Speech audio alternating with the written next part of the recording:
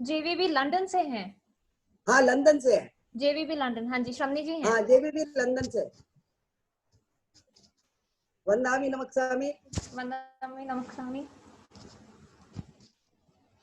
Rima, let's start off the program now. All right.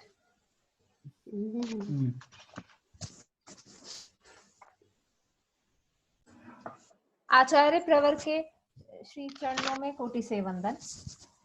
TPF के प्रभारी संत रजनीश मुनि के चरणों में कोटि से वंदन। लंदन से हमारे साथ आज श्रमणीय प्रतिभा प्रज्ञा जी हैं, उनके चरणों में सत सत वंदन। नमामि वंदामि नमस्कामी। इससे पहले कि श्रमणी जी, हमें सबसे पहले हमें आज ये मौका मिला है कि श्रमणी जी हमारे साथ आज यहाँ हैं और हमारे इस प्रोग्राम के फर्स्ट डे पर मंगल पाठ हमें सुनाने वाली हैं। श्रमणी जी।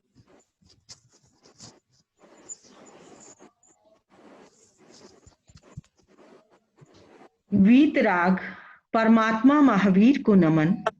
अनंत शक्ति के स्रोत परम पूज्य आचार्य श्री महाश्रमण जी को नमन। समुपस्थित टीपीएफ के अध्यक्ष श्री निर्मल जी, कोऑर्डिनेटर श्री जया जी और सभी भाइयों बहनों, आज चातुर्मास में ये पक्षी का दिन भी है।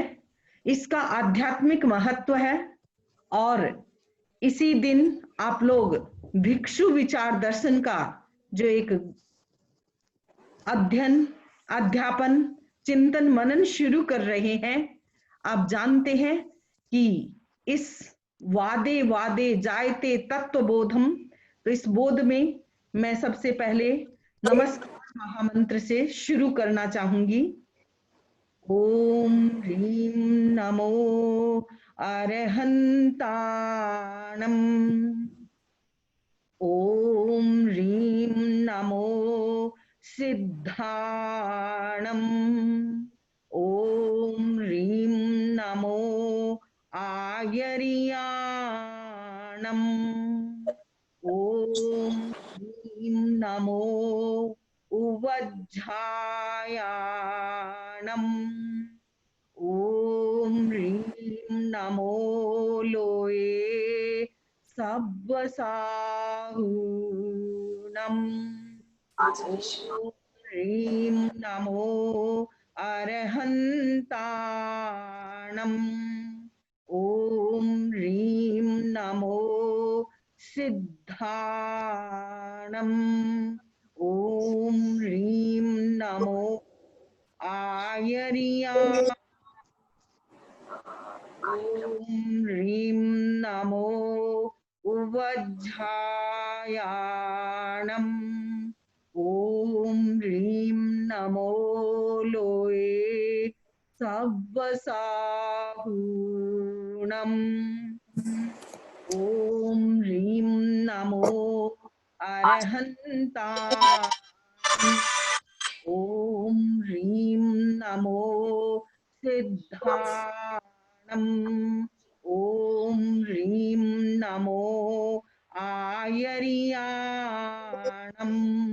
ओम ह्रीं नमो उवज्झायाणम। ओम ह्रीं नमो लोये सब्बसाहूणम। एसो पंचनमोक्कारो सब्बपावपणासनो।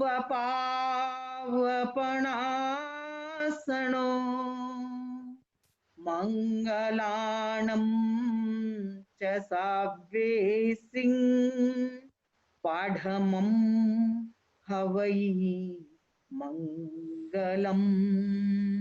पाढमं हवै मंगलम।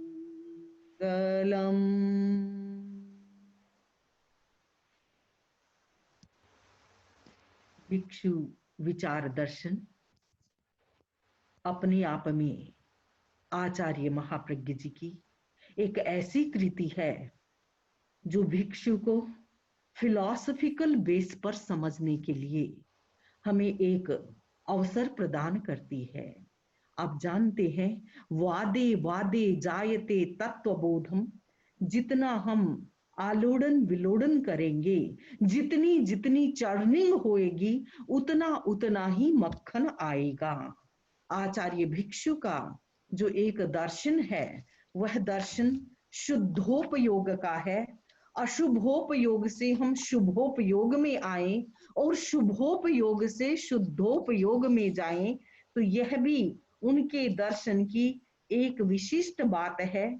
और उन्होंने, गुरुदेव महाप्रज्ञ जी ने उनकी अभ्यर्थना में लिखा, न सा काम्या बुद्धिर भवति खलु या बंध निरताम। जो बुद्धि बंध के लिए हो, वह बुद्धि काम्य नहीं है। आचार्य भिक्षु ने भी यही तो कहा था। किसी ने कहा आप तो किसी बड़े पोस्ट पर जा सकते थे, और आचार्य भिक्षु ने कहा, वह बुद्धि किण कामनी जे पड़िया बांधे कर्म। सचमुच कितनी बड़ी दृष्टि है। यही दृष्टि है जो हमें अशुभोपयोग से शुभोपयोग की ओर प्रस्थान कराती है, और शुभोपयोग से हमारे भीतर शुद्धोपयोग की वानगी आती रहे। शुभोपयोग से हम शुद्धोपयोग तक प्रस्थान कर सके। तो ये मुझे लगता है, भिक्षु विचार दर्शन को आप जितनी गहराई से मनन करेंगे, चिंतन करेंगे, प्रस्तुत करेंगे, और किसी भी चीज को चिंतन और मनन के लिए हमें च्यू एंड डाइजेस्ट करना पड़ता है। प्रेजेंटेशन के लिए जब तक उसका एसिमिलेशन नहीं होता, हम उसको प्रेजेंट करने में इतने सफल नहीं हो पाते। तो मैं सोचती हूँ कि टीपीएफ ने जो ये एसिमिलेशन की एक प्रक्रिया अपनाई है, वे उसे और गहराई से समझ करके उसको इतना इजी बना के प्रेजेंट करेंगे, प्लेटेबल भी बनाएंगे और प्रेजेंटेबल भी बनाएंगे और अंडरस्टैंडेबल भी बनाएंगे। तो इसी मंगल भावना के साथ पुनश्च आचार्य भिक्षु को नमन, तेरा पंथ की आचार्य परंपरा को नमन, भिक्षु विचार दर्शन के कर्ता परम पूज्य आचार्य श्री महाप्रज्ञ जी को नमन, महाश्रमण जी। कृतज्ञो अस्मि, हम आपके आभारी हैं। कृतज्ञो अस्मि। हाँ के आभारी है। एक मिनट अरिमा। हे आत्म विजेता वीर, तुम्हें शतशत वंदन। हे शमनी, पहले आचार्य प्रवर को वंदन, रजनीश मुनि हमारे प्रभारी संत पीपीएफ के शतशत वंदन। और आप लंदन में इतने व्यस्त होते हुए भी अभी स्वीडन के साथ आपकी मीटिंग चल रही थी, एक कॉल पे आपने अपनी रजामंदी दे दी और आप पधार गए। ये हम टीपीएफ वालों के लिए, पूरे टीपीएफ के लिए परम सौभाग्य की बात है। ये आत्म विजेता वीर प्रतिभा प्रज्ञा जी एवं समणी वृंदों को शतशत वंदन। हे जिन शासन तकदीर, तुम्हें शतशत वंदन। हे निर्मल गंगा नीर, तुम्हें शतशत वंदन। हे पावनतम तस्वीर, तुम्हें पूरे टीपीएफ परिवार का शतशत वंदन, शतशत वंदन। आपने आचार्य प्रवर के टमको, जहाँ उनकी जन्म धरा है, टमकोर की पावन धरा से ही है। आपने प्रेक्षा ध्यान में यूनिवर्सिटी ऑफ लंदन से पीएचडी की है, और इतना अच्छी प्रभावना इनकी वहाँ चल रही है स्वीडन में और फॉरेन के और भी लोगों के साथ। जितना भी कहूँ, इसके बीच आपने टीपीएफ के लिए समय निकाला, टीपीएफ की तरफ से बहुत बहुत साधुवाद। ओम अरहम। मैं चाहूंगी सब मेरा साथ दे। कृतज्ञो अस्मि, हम आपके आभारी हैं। हम आपके आभारी हैं। कृतज्ञो अस्मि, हम आपके आभारी हैं। ओम अरहम, हम आपके आभारी हैं। बहुत शुभकामनाएं ज्ञान यज्ञ के प्रति। ओम अरहम। टीपीएफ के 5 प्रमुख आयाम हैं, जिनमें से एक आयाम है स्पिरिचुअलिटी, जिसको हम कहते हैं आध्यात्म। इसी आयाम की तरफ तेरापंथ प्रोफेशनल फोरम दिल्ली आज से हर रविवार शाम 5 से 6 बजे तक संबोध कार्यशाला का आयोजन कर रही है, जिसमें आज आप आचार्य महाप्रज्ञ जी द्वारा रचित पुस्तक भिक्षु विचार दर्शन के द्वारा आद्य प्रवर्तक आचार्य भिक्षु की अद्भुत चिंतन धाराओं के बारे में आपको बताया जाएगा। किस प्रकार उन्होंने तेरापंथ धर्म को गढ़ा और उसे एक सर्वश्रेष्ठ धर्म के रूप में स्थापित किया। आचार्य भिक्षु की इस विचारधारा को आज हम जानने वाले हैं। इससे पहले कि हम इस प्रोग्राम को आगे कंटिन्यू करें, मैं चाहूंगी कि हमारे अध्यक्ष, नेशनल अध्यक्ष निर्मल कोटेचा जी हमारे साथ हैं। मैं चाहूंगी निर्मल जी कुछ कहें। परम पूज्य परम पावन आचार्य प्रवर के श्री चरणों में सबक्ति वंदन। तेरापंथ प्रोफेशनल फोरम दिल्ली के अध्यक्ष भाई श्री लूंकड़, आज के इस कार्यक्रम के कन्वेनर जया जी राखेचा, रीमा जी, हमारी नेशनल टीम के सभी सदस्य, हमारे विभिन्न ब्रांचों के पदाधिकारीगण, सदस्य और समाज के प्रबुद्ध लोग, सभी को मेरा सादर जय जिनेंद्र। जैसा कि आप सभी जानते हैं, तेरापंथ प्रोफेशनल फोरम के जो मुख्य आयाम है उनमें एक है स्पिरिचुअलिटी, अध्यात्म। हमारा आध्यात्मिक विकास किस तरह से हो और उस पर निरंतर हमारे कार्यक्रम चलते रहते हैं ब्रांचेस के थ्रू, नेशनल लेवल पर। और उसी का एक मुख्य हमारा कार्यक्रम है संबोध कार्यशाला। और इस संबोध कार्यशाला में हमारी काफी जो शाखाएं हैं अलग अलग लेवल पर रेगुलरली अपने प्रोग्राम्स करती हैं, और जो पार्टिसिपेंट्स हैं उनके आध्यात्मिक विकास, उनका नॉलेज उससे आगे बढ़ता है। और आज इसी कड़ी में दिल्ली तेरापंथ प्रोफेशनल फोरम अपना एक कार्यक्रम लेकर प्रस्तुत हो रही है, संबोध कार्यशाला भिक्षु विचार दर्शन। हम सभी जानते हैं यह एक ऐसी कृति है, जैसा अभी श्रद्धेय समणी जी ने भी कहा, जिसको कितनी बार भी हम पढ़ें, बार बार हमें समझें और एक नया आनंद मिलता है। मौलिक मान्यताएं हैं, विचारधारा है, आचार्य भिक्षु के जो सिद्धांत हैं, अगर हमें जानना है तो आचार्य महाप्रज्ञ जी की यह कृति भिक्षु विचार दर्शन हम पढ़ें। और अभी 3 दिन पहले हमारी जब ऑफिस बेयरर्स की मीटिंग चल रही थी और उसमें से चिंतन चला कि संबोध कार्यशाला किस पर करें, और हमारे स्पिरिचुअल ऑनलाइन कोर्सेज के संयोजक निर्मल जी संचेती ने सुझाव दिया कि भिक्षु विचार दर्शन उपयुक्त रहेगा। और उसी समय भाई श्रील ने इस पर अपना विचार शुरू कर दिया, और श्रील और जया जी दोनों ने इसकी क्रियान्विति 2 दिन में करके आज ये कार्यक्रम शुरू हो रहा है। मैं टीपीएफ दिल्ली को बहुत बहुत साधुवाद देता हूँ कि आपने एक अच्छा कार्यक्रम शुरू किया है, और हमारे इस संबोध कार्यशाला कार्यक्रम के प्रति मैं बहुत बहुत शुभकामनाएं प्रेषित करता हूँ कि यह कार्यक्रम आगे से आगे गतिमान रहे, एवं साथ में हम सभी जो पार्टिसिपेंट्स हैं, हम सभी जो इसमें भाग लेने वाले हैं, उनके ज्ञान का विकास हो। हम आचार्य भिक्षु को समझें, तेरापंथ को समझें, अपने ज्ञान को बढ़ाएं। इन्हीं भावनाओं के साथ ओम अरहम।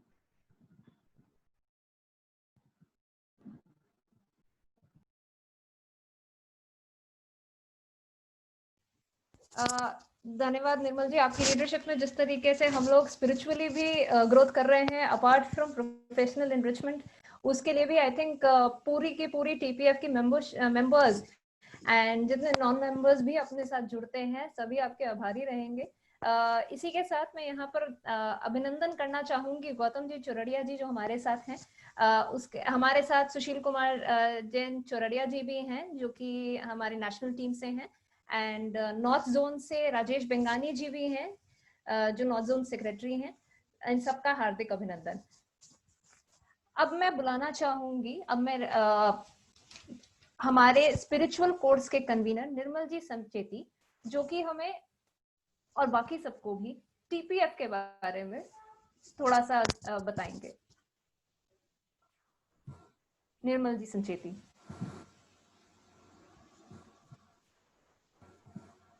निर्मल जी अनम्यूट कर लीजिए, निर्मल जी अपने आप को। यस। अनंत आस्था के केंद्र आचार्य श्री महाश्रमण जी के चरणों में कोटि से वंदन, और टीपीएफ के प्रभारी मुनि रजनीश कुमार जी के चरणों में वंदन। जूम पर उपस्थित सभी भाइयों बहनों, समनी जी को वंदामि नमनसामि। तो टीपीएफ जैसा कि आपको पता ही है, ये तेरापंथ के जो प्रोफेशनल्स हैं उनकी एक संस्था है, और उसके 5 मुख्य आयाम है: चिकित्सा, शिक्षा, स्पिरिचुअलिटी और नेटवर्किंग और कुछ सोशल एक्टिविटीज। तो मेडिकल में हमारी एटीएम वैन चलती है और कई जगह जगह पर भिक्षु आरोग्यम भी है। तो इस तरह के कार्यक्रम चल रहे हैं। एजुकेशन में मेधावी सम्मान योजना है और हम जो बच्चे होते हैं उनका एडमिशन में भी हेल्प करते हैं, उसके लिए भी व्यवस्था है। और जो स्पिरिचुअलिटी है उसमें जगह जगह, जैसे ये एक क्रम में दिल्ली का जुड़ा जो बहुत ही सुंदर 2 दिन पहले ही हम बात कर रहे थे और इतनी जल्दी इतना अच्छा जो की व्यवस्था की गई है उसके लिए दिल्ली टीम को बहुत बहुत साधुवाद, बधाई। और अलग अलग जगहों पर भी, बेंगलोर में चल रही है संबोध कार्यशाला पिछले 8-9 सालों से, चेन्नई में भी कुछ समय तक चली थी, और जहां जहां आचार्य प्रवर का निवास चातुर्मास होता है वहां भी ये क्रम दिल्ली से मैं देखता आ रहा हूं चला आ रहा है। इस बार शायद कोविड की वजह से कुछ समस्याएं आ भी जाए, लेकिन तब तक ये काफी रेगुलर रूप में चला है। सोशल एक्टिविटीज के रूप में लीगल सेल, सेकेंड ओपिनियन इत्यादि हमें तो इसका फायदा मिलता है। और शिक्षा के क्षेत्र में और भी थे काफी, हमने IAS स्टडी सेंटर और इस तरह के काफी स्टडी सेंटर भी जो है, और उसमें से हमारे स्टडी सेंटर से निकल के उसको देख रही थी, IAS बने भी हैं कुछ। और जो अगला जो है अपना जो नेटवर्किंग का वो सबसे बड़ा फायदा है। वो काफी लोगों से यहाँ जुड़ने का मौका मिलता है। और इस तरह हमारी जो ये 5 गतिविधियां है, एक्टिविटीज है, और ये इस माध्यम से मैं अभी स्पिरिचुअलिटी में हमारा ये लॉकडाउन के दौरान काफी एक तरह से उत्साह बढ़ा है। और हमने कुछ क्विजेज भी ऑर्गेनाइज की है इस बैनर तले, जो काफी सक्सेसफुल रही है। करीब करीब तीन क्विज अब तक हो चुकी है और तीनों में करीब करीब 500 पार्टिसिपेंट्स रहे हैं ईच वन में। और अगली क्विज और ये सारी क्विज जो है महाप्रज्ञ जी शताब्दी वर्ष के अवसर पर महाप्रज्ञ जी की पुस्तकों पर थी। और अगली जो पिछली क्विज थी वो इंसिडेंटली भिक्षु विचार दर्शन पर ही थी, इसलिए वो भी मेरे दिमाग में ये पुस्तक थी। और तेरापंथ के इतिहास को जानने के लिए, तेरापंथ की मान्यताओं को जानने के लिए इससे सुंदर कोई पुस्तक हो भी नहीं सकती। इसके बाद जो अगली क्विज हमारी आ रही है उसमें भी मैं आह्वान करूंगा TPF के अधिक से अधिक मेंबर ज्वाइन करें। वो होगी पहचान जैन श्रावक की पर, और उसके सिर्फ पूर्व भाग पर, और वो 16 अगस्त को क्विज होगी। इसकी WhatsApp पर सूचना यथाशीघ्र दे दी जाएगी। तो मैं पुनः एक बार ज्यादा समय न लेते हुए दिल्ली टीम को बहुत बहुत बधाई देता हूं। और ये कार्यक्रम आगे भी सफलतापूर्वक इसी तरह, इसी उपस्थिति के साथ चलता रहे, इसी मंगल भावना शुभकामना के साथ। ओम हरा। निर्मल जी, आपका हार्दिक आभार। आज हमें सब लोगों को जरूर पता है कि हमारी TPF कितनी तरह की एक्टिविटीज में इन्वॉल्व है और किस किस तरीके से हमारे प्रोफेशनल्स को एनरिच किया जा रहा है TPF की डिफरेंट एक्टिविटीज और गतिविधियों के द्वारा। अब इसके बाद मैं बुलाना चाहूंगी श्रीमती जया जी राखेचा, जो कि इस पर्टिकुलर प्रोग्राम की कन्वीनर भी हैं, जो हमें थोड़ा इस प्रोग्राम के बारे में ज्यादा ब्रीफली बताएंगे, और हमारे आज के ट्रेनर शिल्पा जी वैद को इंट्रोड्यूस भी करेंगे। जया जी राखेचा। जय जिनेन्द्र। भंते आचार्य प्रवर के चरणों में कोटिशय वंदन।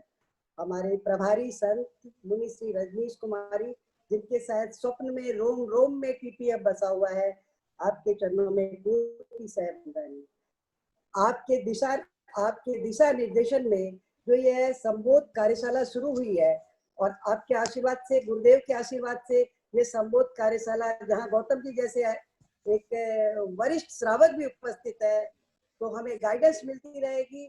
ये पहली कार्यशाला है। आप सब बंधुओं से निवेदन है कर जोड़कर, कि ये गद्य है, पद्य नहीं है, इसलिए अगर इसकी मीमांसा में कहीं कोई कमी रह जाए तो निर्धड़क आप हमें गाइड करें, ताकि आषाढ़ी पूर्णिमा तक, गुरुदेव का एक बहुत बड़ा दिन है आषाढ़ी पूर्णिमा, और फिर अपन आगे विचार कर लेंगे, तब तक इसको अच्छी तरह इसकी मीमांसा की जाए। Terapanth professional forum north zone Delhi ने भिक्षु विचार दर्शन, जो कि वर्तमान चिंतन धारा में तेरापंथ की महानता को दर्शाती है। आचार्य भिक्षु युग पुरुष थे, खामोशी की संस्कृति में माँ के द्वारा देखे गए स्वप्न को जैसा उनके मन में था वैसा ही पराक्रम था, उन्होंने धर्म संघ को उसी तरह से सींचा और आज वह पल्लवित हो रहा है। आचार्य भिक्षु महान तपस्वी थे, उसके परमाणु हजारों वर्षों तक रहेंगे। आज प्रवर्तक श्री आचार्य भिक्षु की सोच समन्वय जाने अद्भुत अमृतमय भिक्षु विचार दर्शन प्रत्येक रविवार 5 से 6 बजे। वास्तव में आचार्य श्री भिक्षु के विचारों की इस शाश्वत मूल्यवत्ता के पीछे कुछ मुख्य कारण है जिन्हें हम जानना चाहते हैं, समझना चाहते हैं। उनका मूल आधार जिन या अर्हत प्राणित तत्व है। उन्होंने तार्किक शैली का तर्क की अंतिम सीमा तक अनुगमन किया। वे स्वयं में एक अनुभव सिद्ध आध्यात्मिक योगी थे जिसकी चेतना में अंतर्दर्शन का स्फुरण था। वे व्यवहारिक मनोविज्ञान में अति निपुण थे। वे सच्चे सत्य शोधक थे, सत्य के लिए सर्वथा समर्पित थे। आचार्य भिक्षु के मंतव्यों तथा प्राचीन अर्वाचीन एवं प्राच्य पाश्चात्य दार्शनिकों एवं वैज्ञानिकों के विचारों और अवधारणाओं में अद्भुत साम्य प्रतीत होता है। वर्तमान युग में उनकी प्रासंगिकता और अधिक उजागर हो रही है। और आगे अब बुलाना चाहूंगी, आप हम सब जानते हैं तेरापंथी जितने हैं कि आचार्य भिक्षु ने किस तरह हमारे तेरापंथ को रचा गढ़ा और उसे संपोषण दिया। तो इसकी मीमांसा के लिए मैं आमंत्रित करना चाहूंगी शिल्पा बैद को, जिसका विश्वास केवल बातों में ही नहीं पुरुषार्थ में है, जिसका विश्वास केवल बातों में ही नहीं पुरुषार्थ में है, जिसका विकास केवल स्वप्नों में ही नहीं यथार्थ में है। चिंतन की तुला पर तौल कर देखो बंधुओं, चिंतन की तुला पर तोल कर देखो, वही है जिसका विश्वास केवल स्वार्थ में नहीं परमार्थ में है, जिसका विश्वास स्वार्थ में नहीं परमार्थ में है। और शिल्पा अपने 3 बच्चों की माँ, इसके बारे में मैं थोड़ा सा बताना चाहूंगी। A mother of 2 daughters and a son, Shilpa was born in the Nahata family of Chapar, late Malchandi Nahata, and grew up in Calcutta and most part in Kathmandu. She is married to Ravi Kumar Baid, Churu Rajkumar Ji Baid, engineer, MBA husband, who is in the technology business. She is a Lady Circle India trained leadership and the skills trainer with over 100 plus sessions conducted by her. She is currently taken the role of Yuti Prabhari for Delhi Mahila Mandal. During lockdown, Shilpa has inspired and trained over 2,000 people through her Zoom sessions on Bhaktamar, Pratikaman, etc. sessions. She learns Bharatanatyam from her guru Geeta Chandran along with her 19-year daughter Yusika and music with her 15-year-old son Lakshya. Shilpa lives in Delhi and has successfully kept her passion for creative designing alive with her architecture pursuing daughter Srishti. Their studio Kesko makes beautiful desktop, home linen. She was a strong belief in alternate healing and healthy eating. She can be a full session too. Yes, she is busy but believes that one can always find the time which one is passionate for. So today, let's hear from Shilpa on TPF banner. Please hurry up, we are hurry up. Most welcome to Shilpa Baid on Delhi Therapanth Professional Forum. Welcomes you, Shilpa Baid. Please come on. Om Aram. इससे पहले कि शिल्पा जी हमें join करें और आज का session शुरू हो, मैं एक रिक्वेस्ट चाहूंगी कि सारे लोग शिल्पा जी के अलावा अपने आप को अनम्यूट कर लें and during the session please सब अपने आप को म्यूट कर लें और ड्यूरिंग द सेशन प्लीज अपने आप को अनम्यूट ना करें। अगर आपकी कोई जिज्ञासाएं होंगी तो उनका समाधान हम एंड में एक Q&A सेशन के थ्रू रखेंगे, जिसमें वो आपकी सभी जिज्ञासाएं जो आपकी जागी होंगी अबाउट भिक्षु विचार दर्शन, उसका समाधान हम एंड में करेंगे। बीच में हम प्रेफर करेंगे कि प्लीज आप अनम्यूट ना करें। 1 मिनट का समय शिल्पा जी मैं जरूर चाहूंगी कि हमारे टीपीएफ दिल्ली के प्रेसिडेंट श्री लुंकर जी हमारे साथ जुड़े हुए हैं। शील जी को मैं 1 मिनट का समय जरूर दूंगी about his words of wisdom. Shri ji. Thank you Reema. Sorry Shilpa ji, इतना धमाकेदार इंट्रोडक्शन दिया जया आंटी ने, उसके बाद में बीच में मैं आ गया, but I wanted to take this opportunity to welcome all the participants. जितने भी पार्टिसिपेंट्स आज मैं देख रहा हूँ, इंडिया से ही नहीं, इंडिया के बाहर से भी काफी सारे पार्टिसिपेंट्स हमारे साथ में जुड़े हैं आपको सुनने के लिए और विचारधारा को सुनने के लिए भिक्षु स्वामी की। तो उन सबको मैं वेलकम करना चाहता हूँ और सबको इनवाइट करना चाहता हूँ कि टीपीएफ की ये जो जर्नी है जिसमें हम लोग जुड़े हुए हैं, जो ये प्रोग्राम को कंडक्ट कर रहे हैं, we would love to see all the professionals, जो समाज के प्रोफेशनल्स हैं, जिन्होंने एजुकेशनल क्वालिफिकेशन वाइज अपने कोई प्रोफेशनल डिग्री हासिल की हुई है, उनको हम रिक्वेस्ट करना चाहेंगे कि वो इस जर्नी में हमारे साथ चलें और टीपीएफ को जरूर जल्दी से जल्दी ज्वाइन करें। मैं अभी लिंक जो है वो tpf.org.in का वो मैं शेयर करूंगा अभी मैसेज बॉक्स में। You can click on that and eligibility criteria वगैरह जो मैं क्वेश्चंस देख रहा हूँ कई सारे, वो वहाँ पे सॉर्टेड आउट है। और बाकी मैं अपना नंबर भी शेयर कर लूंगा, तो आप लोग उस नंबर पे कॉल करके भी और डिटेल में इंफॉर्मेशन ले सकते हैं। Sorry to keep you waiting all the participants and sorry to keep you waiting as well Shilpa ji. Welcome on board. Thank you. नमो अरहंताणं नमो सिद्धाणं नमो आयर्याणं नमो वच्छायाणं नमो सब्बसाहणं ऐसो पंचणमुक्कारो सब्बे पावपणासनो मंगलाणं च सब्बे सिंह पढ़मं हवे मंगलम्।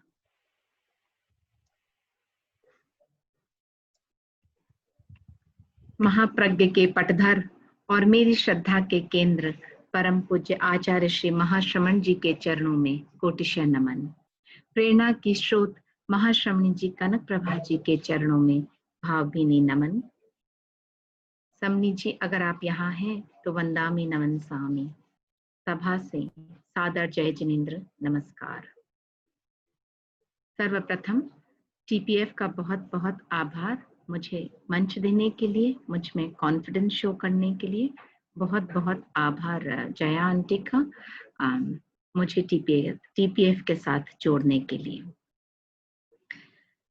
श्रद्धा, सेवा और समर्पण में जिसने ढूंढी जीवन की शान। श्रद्धा, सेवा और समर्पण में जिसने ढूंढी जीवन की शान, जिसके कण कण से मुखरित थे वीर प्रभु के सिद्धांत महान। गुरु भक्ति निज आत्म जागृति का करता था जो नित पय पान।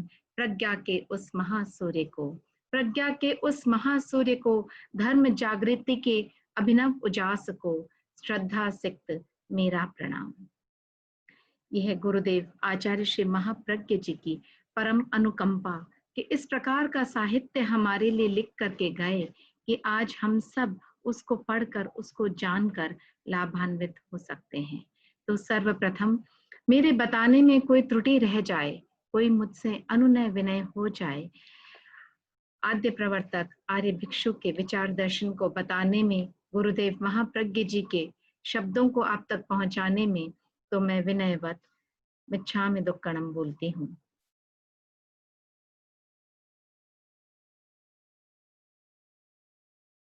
तो तेरापंथ प्रोफेशनल फोरम दिल्ली अपनी संबोध कार्यशाला के अंतर्गत आपके लिए एक विशेष प्रोग्राम लेकर के आए हैं।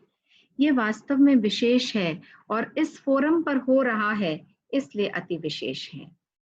तो इसको हम शुरू करें, उसके पहले आर्य भिक्षु को पहले याद कर लें। श्रद्धा स्वीकारो तेरा पंथरा अधिदेवता, शक्ति संचारो तेरा पंथ शासन देवता। थारे पर हमारी आस्था अपरंपार हो, जन जीवन आधार हो, कृततंत्री रातार हो, मरुधर रामंदार हो, तेरा पंथेरा अधिदेवता। जन जन के जीवन का आधार जिनमें बनने की क्षमता है, जो जन जन के हृदय तंत्री का तार, इतने लोकप्रिय हमारे आद्य प्रवर्तक आर्य भिक्षु हुए।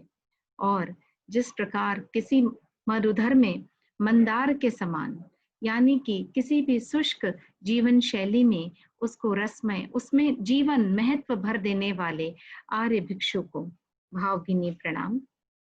आशा करती हूँ उनके द्वारा उनका जो विचार दर्शन है हम सभी के जीवन में नया उजास भरेगा। आज की धार्मिक चिंतन मनन मंथन सभा में आप सभी का स्वागत, अभिनंदन। मैंने आज की सभा को, और मैंने देखा समणी जी ने भी आज की सभा को मनन चिंतन मंथन सभा कहा। उसके पीछे एक विशेष कारण है, क्योंकि वैसे तो हर सभा, हर मीटिंग, हर टॉक में चिंतन मंथन तो होता ही है, और सभा की क्या बात है, सभा की क्या बात है, अकेलेपन में भी मनन चिंतन मंथन तो अनवरत चलता ही रहता है। ये हमारे ह्यूमन माइंड, हमारे मनुज मस्तिष्क की विशेषता है, विराम नहीं लेता। शायद जब हम नींद में भी होते हैं, हमारे सबकॉन्शियस माइंड में, हमारे अवचेतन मन में विचारों का आवागमन चलते रहता है। लेकिन आज हम समाज के जिस वर्ग के साथ बैठे हैं, वह अपनी बुद्धिमत्ता के लिए, अपनी professional training, professional degree, knowledge of their respective professional life, इसके लिए संपूर्ण समाज के द्वारा विशिष्ट आदरास्पद है, विशेष सम्मान का पात्र है। इस वर्ग का चिंतन मंथन समाज की गति को प्रगति दे सकता है। इस वर्ग का चिंतन समाज की गति को प्रगति दे सकता है, या कहूं समाज, राष्ट्र या विश्व की प्रगति में गति भर सकता है। You are the people who can make a marked difference. आपका चिंतन मनन मंथन विश्व के प्रवाह को नई दिशा, नई राह, नई ऊर्जा, नया स्वरूप, नई सोच दे सकता है। तो एक चिंतन उभरा, क्यों न ऐसे विशिष्ट वर्ग के साथ कुछ विशिष्ट ही जोड़ा जाए, कुछ विशिष्ट को उनके मस्तिष्क में डाला जाए, कुछ विशिष्ट को दोहराया जाए, ताकि इस लॉकडाउन में हम कुछ विशिष्ट हासिल कर पाएं। विचारशील वर्ग है, उन विचारों को ही जोड़ा जाए जो विचार युग परिवर्तन में मील के पत्थर बने, जो विचार आज से 293 वर्ष पूर्व युग परिवर्तन में मील के पत्थर बने, और वही विचारधारा आज भी क्षमता रखती है युग परिवर्तन की। इस आधुनिक युग में, शिक्षा प्रधान युग में, इस व्यथित मानव युग में नई स्फूर्ति या नया स्पंदन, नई चेतना, नया रंग भरने की क्षमता 293 साल पुरानी विचारधारा आज भी वही क्षमता रखती है। आप प्रश्न कर सकते हैं कि वह कौन सा युग था शिल्पा, और ये कौन सा युग है? आप कैसी बातें कर रही हो, कौन सी एरा में जी रही हो? जो बात 293 वर्ष पूर्व लागू होती थी, आज कैसे संभव हो सकती है? वह काल था, वह जमाना था, तो वह विचारधारा निभ गई। आज उस विचारधारा के आधार पर हम नहीं जी सकते, और आप अगर ऐसा कहती हैं तो हमें प्रैक्टिकल नहीं लगता। इस बदले परिवेश में, इस कलिकाल के पंचम आरे में, यानी कलयुग में सतयुग की विचारधारा को कैसे अपनाया जा सकता है? स्वाभाविक है ऐसा प्रश्न आपके, मेरे, हर किसी के मस्तिष्क में उठेगा। तो आइए सबसे पहले हम सरलतम उदाहरणों से समझें कि क्या ये संभव हो सकता है। मेरे साथ मनन करें, आप भी चिंतन करें, ध्यान दें कुछ शाश्वत तथ्यों पर। मनुष्य सतयुग में भी भोजन करता था, आज भी वह वही भोजन कर रहा है। मनुष्य या कहूं प्राणी मात्र तब भी मरण धर्मा थे, आज भी मृत्यु को प्राप्त होते हैं। हमने इतना विकास किया, हमने भोजन का कोई रिप्लेसमेंट नहीं ढूंढा, हमने मरण को अवॉइड करने वाली कोई स्थिति हम नहीं ढूंढ पाए। तो जहां दो का मिलन होता है वहां घर्षण है। आप सभी जानते होंगे, आपको साइंस और प्रोफेशन के फील्ड में तो बहुत अच्छी नॉलेज है। तो जहां दो का मिलन होता है वहां घर्षण है। ये घर की याद दिला रही हो, माफी चाहती हूँ जो मैंने आपकी दुखती रग पर हाथ रख दिया हो। मैं यहाँ पति पत्नी की बात नहीं कर रही हूँ। जहाँ हम दो के संयोग की बात करते हैं, जो हमारा सबसे प्रिय है, सबसे पहले हमारी दृष्टि में, हमारे ध्यान में आ जाता है।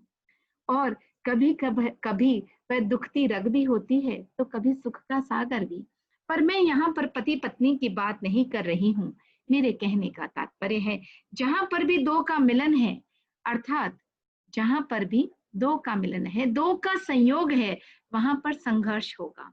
और हम ऐसा मानते हैं कि जीवन यानी दो का मिलन, जीव यानी चेतना, जीव यानी चेतना, आत्मा कुछ भी कह ले, अजीव यानी शरीर, उद्गल। जब आत्मा और शरीर दोनों मिलते हैं तब जीवन का प्रारंभ होता है। न आत्मा से सिर्फ जीवन का अर्थ है, न सिर्फ शरीर से जीवन का अर्थ है। तो जहां पर जीवन है वहां पर आत्मा यानी कि जीव और पुद्गल यानी शरीर यानी अजीव दोनों का मिलन है। जहां दो हैं वहां घर्षण है, फ्रिक्शन है, संघर्ष है। शायद इसीलिए जीवन का नाम ही संघर्ष है, जीवन का नाम ही संघर्ष है। ये जो द्वंद्व हमारे जीवन में चलते रहता है कि क्या क्या पाना है और क्या क्या पाने में हम क्या क्या खो रहे हैं, और कहीं ज्यादा खो रहे हैं या ज्यादा पा रहे हैं। बहुत बहुत सारे प्रश्न, बहुत सारी उहापोह हमारे जीवन में चलती रहती है। और वो अलग बात है कि आप अपने लाइफ पार्टनर को ही अपना जीवन मानते हैं, उन्हें ही संघर्ष ही नहीं, संघर्ष की पराकाष्ठा मानते हैं। तो चलिए हमने आज एक नया संघर्ष की पराकाष्ठा का नया महत्व हमने ढूंढा कि जहां जीव है और जहां पर शरीर है वहां पर संघर्ष है। तो जो शाश्वत है हम उसको नकार नहीं सकते, चाहे कोई भी काल हो, कोई भी युग हो। तो अगर कोई विचारधारा भी शाश्वत है तो हम उसको नकार नहीं सकते। जैसे कि जो शाश्वत है, जीव जीवस्य भोजनम, जीव ही जीवन के जीवन यापन का आधार है। या कहूं हम आज भी इस विचारधारा से सहमत हैं। कितना विकास हुआ, कितना परिवर्तन आया, लेकिन जीव ही जीव को तृप्त कर सकता है, जीव जीव के जीने के लिए आवश्यक है। सत्यम शिवम सुंदरम, यानी कि सत्य ही शिव है, सत्य ही ईश्वर है, या ईश्वर सम त्राण देने वाला है। हम व्यवहार की भाषा में कह देते हैं कि सत्य कटु होता है, सत्य कटु होता है, लेकिन औषधि की भांति कटु होता है, सारे रोगों को मिटा देने वाला होता है। इसलिए सत्य ही सुंदर है, सत्य ही रमणीय है, सत्य ही करणीय है, ग्रहणीय है, वर्णीय है। जो सत्य का वर्ण करते हैं वे आज भी सुख व शांति का वर्ण करते हैं, सतयुग का आनंद कलयुग में भी पा लेते हैं। तो जो शाश्वत विचारधारा होती है वह भी हर युग, हर काल, हर हाल में समाधान देने वाली होती है। तो जन जन में उसका प्रसरण हो, हर जीवन में उसके अनुरूप आचरण हो, लाभदायक, शांति प्रदायक, युग प्रवाह को सही दिशा निर्देशन देने वाली ऐसी विचारधारा हो सकती है। युग की धारा को क्रांतिकारी मोड़ देने वाली हो सकती है, और विशेष करके वह अगर क्रांतिकारी आचार्यों के मुखारविंद से निकली हुई उनकी विचारधारा हो तो इसमें हमें कोई दो राय या कोई डाउट हो ही नहीं सकता। तो भिक्षु विचार दर्शन कहें या महावीर प्रतिपादित सिद्धांतों का पुनर्घर्षण कहें। जो महावीर ने कहा वही ऋषभ ने कहा, वही एक ने नहीं, दो ने नहीं, तीन ने नहीं, 24 के 24 तीर्थंकरों ने कहा। एक ही बात, एक ही स्वरूप, एक ही साधना का मार्ग, एक ही उपलब्धि। ऐसा कैसे हुआ? 24 तीर्थंकरों की एक उपलब्धि, क्योंकि जो सत्य होता है सत्य का स्वरूप एक होता है। सत्य का सही स्वरूप जानने वाला किसी भी युग में एक ही बात कहेगा। आज भी अगर हमारा काल ऐसा होता कि तीर्थंकर हो सकते तो आज भी वैसी ही साधना से वे ज्ञान प्राप्त करते और वैसे ही बात हमें बताते। तो सत्य को मानने वाले, सत्य को जानने वाले, सत्य को जीने वाले सदा विजयी होते हैं। यही शाश्वत सत्य है, चाहे वह कोई भी युग हो। इसी दृष्टि से चिंतन उभरा शाश्वत विचारों को अपने मूल को ही टटोला जाए। जिस ज्ञान की सन्निधि में सबका त्राण निहित है उसे ही हस्तगत किया जाए। तो क्यों न चिंतनशील, विचारशील, चिंतन मनन मंथनशील वर्ग को ही इस विचारधारा से जोड़ा जाए और युग परिवर्तन की क्रांति में क्रांतिकारी आर्य भिक्षु का दर्शन, युग परिवर्तन की क्रांति में क्रांतिकारी आर्य भिक्षु का दर्शन महान प्रज्ञा के धारक आचार्य महाप्रज्ञ के कुशल निर्देशन में समझा जाए। तो हो जाइए तैयार, ले हृदय में उत्सुकता अपार, जानेंगे कई राज, लगेगी शायद नैया हमारे भी पार। महावीर की कल्याणी वाणी का अंतस्पर्शन, खुलते ज्ञान चक्षु होता अंतर्दर्शन। आद्य प्रवर्तक श्री आर्य भिक्षु का शोध समन्वय, जाने अद्भुत अमृतमय भिक्षु विचार दर्शन। विकट विषम विकराल विघटन भरे इस काल कारा को काटने, अद्भुत है अचूक है अलौकिक है यह चक्र सुदर्शन। तो भगवान ने हमें मोक्ष में जाने का मार्ग बताया, भगवान ने मोक्ष में जाने का मार्ग बताया। अब ऐसा नहीं है कि साधुओं के लिए मोक्ष का मार्ग अलग है और श्रावकों के लिए मोक्ष का मार्ग अलग है। साधु और श्रावक दोनों उसी पथ के पथिक हैं, बस हमारी स्पीड में, हमारा जो साधन है उसमें फर्क हो सकता है। तो भगवान ने जो मोक्ष जाने का मार्ग बताया वह आचार्य उमा स्वाति के शब्दों में आपके समक्ष रखती हूँ। सम्यक दर्शन ज्ञान चरित्राणी मोक्ष मार्गा, यानी कि सम्यक दर्शन, सम्यक ज्ञान और सम्यक चारित्र की आराधना करना ही मुक्ति का मार्ग है। इस मुक्ति के मार्ग के पथिक हम भी हैं, हमारी चारित्र आत्माएं भी हैं। इसी डेस्टिनेशन के, इसी लक्ष्य के अभिलाषी हम सभी हैं, क्योंकि परम सुख सिर्फ इसी में निहित है। आत्म सुख या आत्मा की तृप्ति की अगर हम बात करें तो वह सारा सुख इसी में निहित है। तो हम सभी इस मोक्ष मार्ग के पथिक हैं, बस फर्क इतना है कि साधु वाहन में चल रहे हैं, हम पैदल पथिक हैं। आप कहेंगे आप उल्टा कह रही हैं, आप गलत कह रही हैं, साधु तो वाहन का प्रयोग नहीं करते।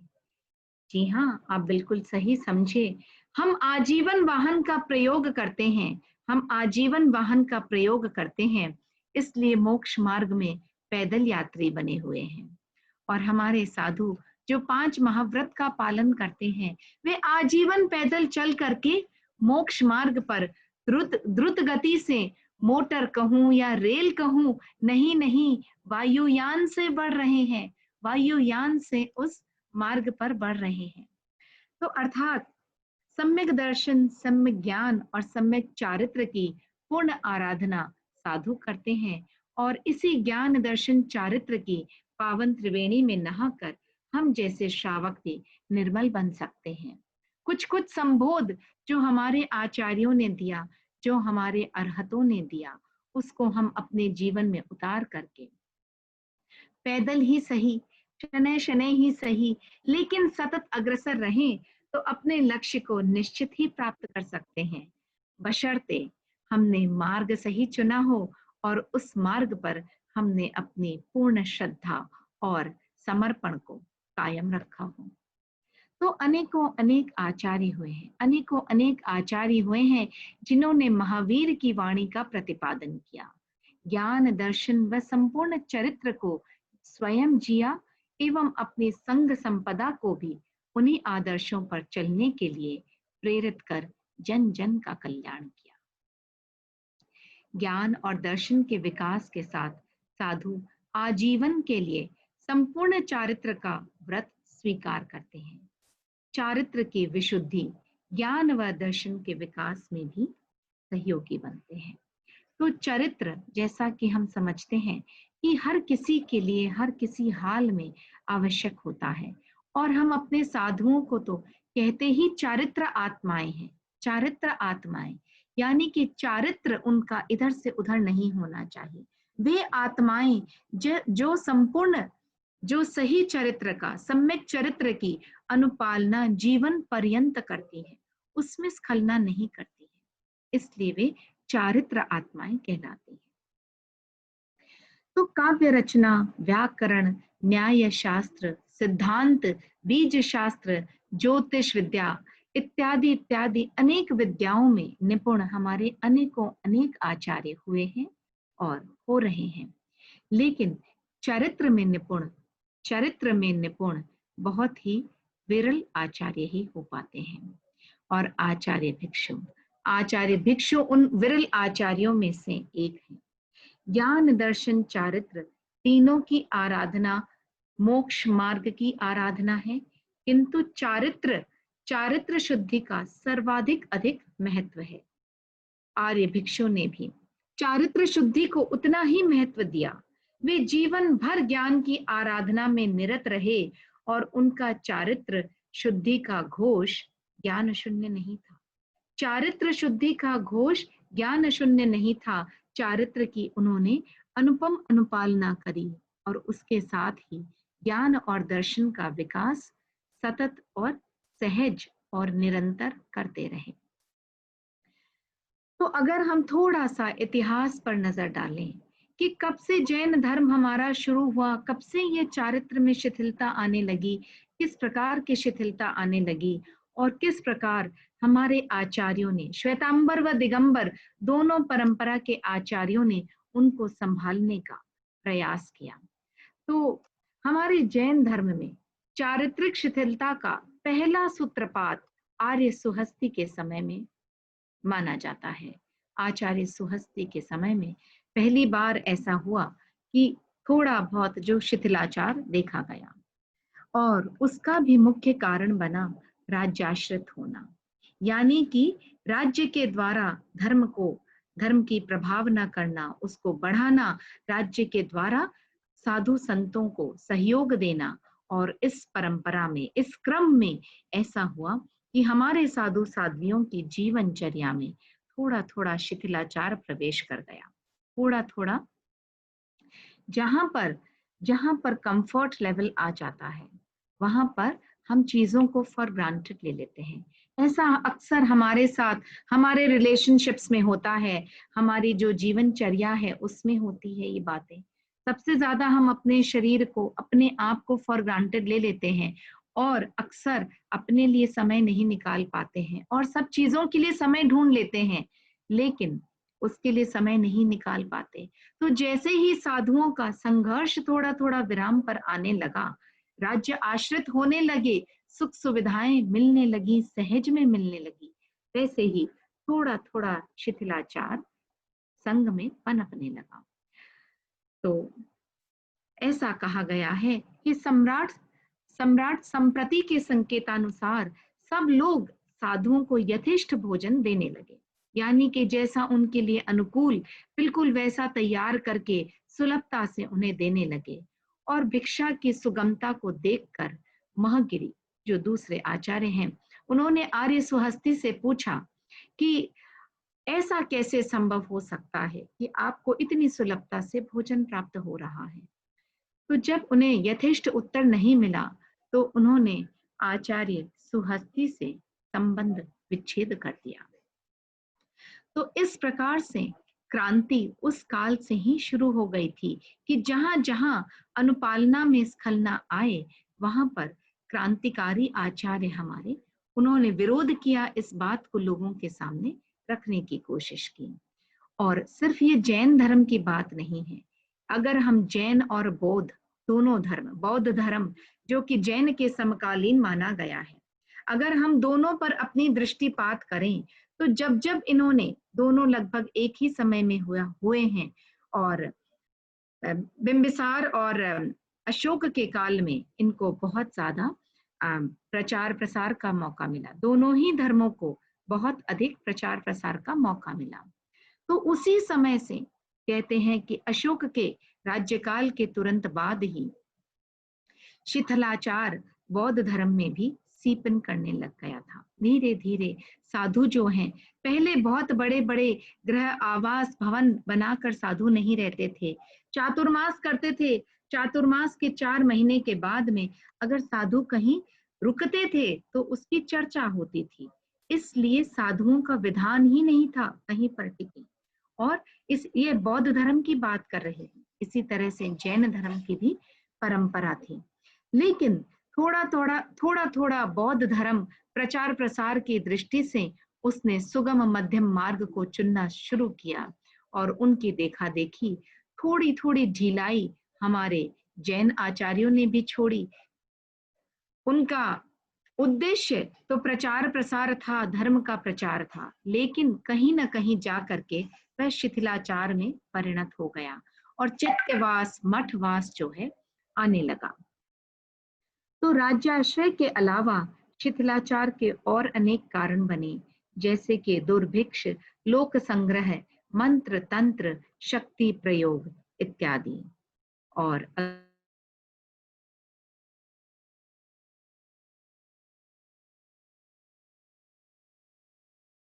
यानी किसी मठ किसी भवन की स्थापना हुई। चारित्रिक शिथिलता का प्रादुर्भाव तो पहले ही हो चुका था, लेकिन उसकी व्यवस्थित स्थापना इस नवीन शती में हुई। तो इस प्रकार के शिथिलाचार की जब जब घटनाएं हुई, तब तब हमारी जैन परंपरा के आचार्यों ने क्रांति की। आर्य सुहस्ती आर्य महगीर के सावधान करने पर तुरंत संभल गए। चैत्यवास की परंपरा के विरुद्ध सुविहित मार्गी साधु भी बराबर जूझते थे और हरिभद्र सूरी ने संबोध प्रकरण की रचना पर चैत्यवासियों के कर्तव्यों का विरोध किया। इस प्रकार से अनेक आचार्यों ने अपना योगदान दिया और इसी श्रृंखला में आचार्य भिक्षु का नाम भी हम बड़ी श्रद्धा के साथ याद करते हैं। हम उनको संबोधन ही क्रांतिकारी वीर भिक्षु के नाम से देते हैं। तो इस सत्र को हम आगे ले जाएंगे, आचार्य भिक्षु के जीवन को जानेंगे, उनके विचारों को समझेंगे और शायद वह हमारे जीवन में एक नई दिशा, एक नया उजास प्रशस्त कर पाएगा। इसी आशा के साथ, चूंकि समय हो गया है, आज के सत्र को विराम देना चाहूंगी आपकी अनुमति से। बहुत बहुत आभार जुड़ने के लिए। बहुत बहुत धन्यवाद। शिल्पा जी आज हमने लेट स्टार्ट किया था program, so if you are comfortable so we can continue for another 15 minutes और उसके बाद में क्वेश्चन आंसर्स ले सकते हैं, अगर आपको कंफर्टेबल हो तो। I am okay because I was prepared for 40 minutes. हाँ आई नो, आज थोड़ा सा टाइम हम लोगों को शुरू में लग गया था, सो है ना। हाँ, so we can continue for 15 minutes and 15 minutes for question answer sessions after that. Thank you. ठीक है, एक चीज और याद दिलाना चाहूंगी, किसी की कोई जिज्ञासाएं हो तो जिज्ञासा शिल्पा जी। Thank you. तो इस प्रकार की जो आचार शिथिलता और उसके विरुद्ध क्रांति का क्रम हमारी श्वेतांबर परंपरा, दिगंबर परंपरा दोनों में चलता रहा। विभिन्न मत, विभिन्न धारणाएं, विचारों में मतभेद के फलस्वरूप जैन धर्म अनेक शाखाओं में विभक्त होते चला गया। और ये प्रकृति का नियम भी है, बदलाव शाश्वत है। बदलाव शाश्वत है, नित्य परिवर्तन ही नित्य शाश्वत है, नित्य परिवर्तन ही नित्य शाश्वत है। तो जैन धर्म के अग्रणी क्रांतिकारी विचारधारा के धनी प्रखर प्रवक्ता, दैदीप्यमान साधक के रूप में आचार्य भिक्षु का हम स्मरण करते हैं। आप तेरापंथ धर्म संघ के आद्य प्रवर्तक बने और कर्मठ, अनुशासन निष्ठ, आचार व्यवहार मर्यादा परक व्यक्तित्व से जिन शासन के स्वर्णिम भविष्य का पुनः आगाज किया, जिन शासन के स्वर्णिम भविष्य का आपने पुनः आगाज किया।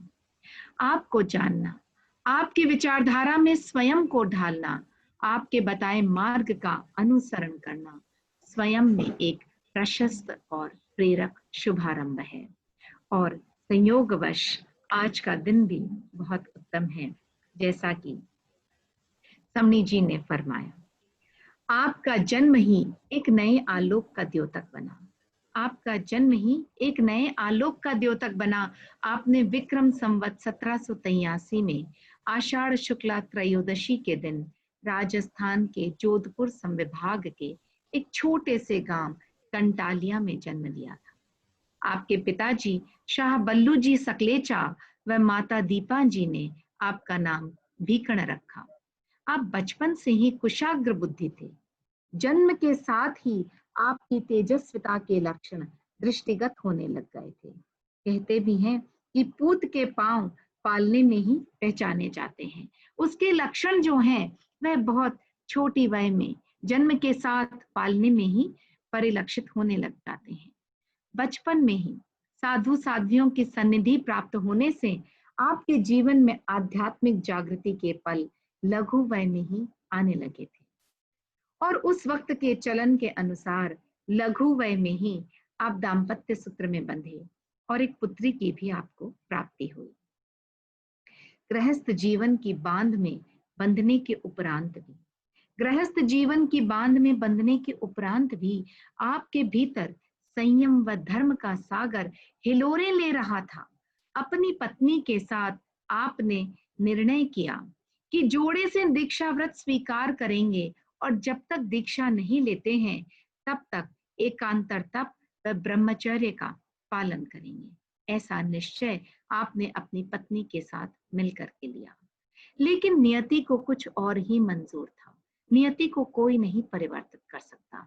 आकस्मिक ही उन्हें अपनी पत्नी का वियोग सहन करना पड़ा और अब तो जीवन की नश्वरता का और भी अधिक एहसास होने लगा। पिता का साया भी बचपन में ही सिर से उठ चुका था। बड़े भाई अलग रहते थे। परिवार सिमटकर माँ बेटे तक ही सीमित रह गया। माँ दीपा जी और भिकरण जी तक ही सीमित हो गया। सारी परिस्थितियों का अवलोकन किया, फिर भी संयम का सागर हिलोरे ले रहा था। गृहस्थी की बांध में रहना असंभव सा लग रहा था। माँ से अनुमति मांगने पर माँ आश्चर्यचकित रह गई और सीधी सीधी मनाही भी कर दी। मना कर दिया कि तुमको कैसे दीक्षा दे सकती हूँ। भीकण जिसको बोला जाए दृढ़ निश्चय वाले सदा से थे। बालपन से भीकण आचार्य रघुनाथ जी के पास जाते हैं और अपनी दीक्षा की इच्छा जाहिर करके माता दीपा जी को मनाने का भी अनुनय विनय करते हैं। उनको निवेदन करते हैं कि कृपया गुरुदेव आप घर पधारें और मेरी माँ को मना लें। आचार्य रघुनाथ जी की बात सुनकर सहसा ही दीपा जी को गर्भकाल के स्वप्न का स्मरण हो आया। जब रघुनाथ जी ने कहा कि ऐसे ऐसे आप भीकण को दीक्षा दे दो, तो दीपा जी ने कहा कतई नहीं। मैंने तो जब भीकण गर्भ में आया था तब मैंने सिंह का स्वप्न देखा था और मुझे पता है कि इस स्वप्न का फल ये है कि मेरा पुत्र कोई वैभवशाली सम्राट बनेगा। मैं उसको जगह जगह रोटी भी मांग कर खाने के लिए कैसे दीक्षा दे दूं। तो आचार्य रघुनाथ जी ने फरमाया, दीपा बाई थारो बेटो देख शेर जू गूंजेला थर थर कायर बो कर्म कटक स्यूं जूझेला हो संता हो गयो भीखण रो अब तो बेड़ो पार हो तेरा पंथरा अधिदेवता। तो उन्होंने समझाया कि स्वप्न का फल यह भी हो सकता है दीपाबाई कि भीकण धर्म सम्राट बनकर लोगों के हृदय पर राज करेगा। सिंह की तरह धर्म के क्षेत्र में निर्भीक निडर दहाड़ेगा। ऐसी बात सुनकर दीपा जी को कुछ कॉन्फिडेंस आया। उन्होंने सोचा कि चलो अगर ऐसी बात है कि धर्म के क्षेत्र में अगर मेरा बेटा सिंह की तरह दहाड़ेगा, ऐसा आचार्य कह रहे हैं, तो मुझे उसको दीक्षा की अनुमति दे देनी चाहिए। विक्रम संवत 1808 में आचार्य रघुनाथ जी के कर कमलों से स्थानकवासी संप्रदाय में भीकण दीक्षित हुए और विक्रम संवत इसके बीच के कई सारे प्रसंग हैं जो कि हम आने वाले सत्र में समझेंगे। मैंने सोचा भिक्षु विचार दर्शन किस बात पर आधारित है, फिर कुछ घटनाएं, एक आध घटना आपके समक्ष आज ही रख दूं। आपको सैंपल देखना चाहिए इसलिए। तो अभी तक तो हम सिर्फ इतिहास में ही विचरण कर रहे हैं। और किस प्रकार शिथिलता आई, किस प्रकार का भिक्षु का जीवन था, उसको भी मैं बहुत ही संक्षेप में आपको बता रही हूँ। तो विक्रम संवत 1817 में आषाढ़ शुक्ला पूर्णिमा के दिन सूर्यास्त के समय आप 13 ने, उनके साथ 12 और साधु थे, साधु व्रत स्वीकार किया और 13 ही व्यक्तियों ने श्रावक व्रत भी स्वीकार किया। यही विशिष्ट बेला, यही विशिष्ट दिवस गुरु पूर्णिमा का अनुपम दिन तेरा पंथ का स्थापना दिवस बन गया। आर्य भिक्षु का के जीवन का हर एक प्रसंग प्रेरणा का पुंज है, हर शब्द समाधान का निकुंज है। आपका जीवन विपुल वरदायी रहा, संघर्षरत और अनुभूतियां प्रेरणादायी। मारवाड़ की शुष्क भूमि पर ज्यों कल्पतरु लहराया, मारवाड़ की शुष्क भूमि पर ज्यों कल्पतरु लहराया। विद्यालय तो नहीं गया वह, किया विद्या ने स्वयं वर्ण सवाया। काव्य कला के प्रेमी ना थे, औरों की बहुत अधिक कविताएं नहीं पढ़ते थे। काव्य कला के प्रेमी ना थे, काव्य तुमको पा सरसाया। कल्पनाओं की पूर्ति में रचते पचते बसते। कहाँ इतना समय था कि कल्पनाओं की पूर्ति में रचते बसते। कल्पनाओं ने मूर्त स्वयं को तुम में पाया। कल्पनाओं ने मूर्त स्वयं को तुम में पाया। तो आचार्य महाप्रज्ञ स्वयं फरमाते हैं कि आर्य भिक्षु के असीम व्यक्तित्व की अभिव्यक्ति उनके ही निजी विचारों के द्वारा हो सकती है, वही सर्वोत्तम रहेगा। महाप्रज्ञ फरमाते हैं, हम आर्य भिक्षु को सिर्फ जैन आचार्य की भूमिका में ही नहीं देखें, उनके विराट विलक्षण व्यक्तित्व का सफर अनेक भूमिकाओं में प्रवेश करके ही हम संपूर्ण कर पाएंगे। और इस सफर में जो उतार चढ़ाव आएंगे, उनमें आप अपना संतुलन स्वयं बना करके रखें।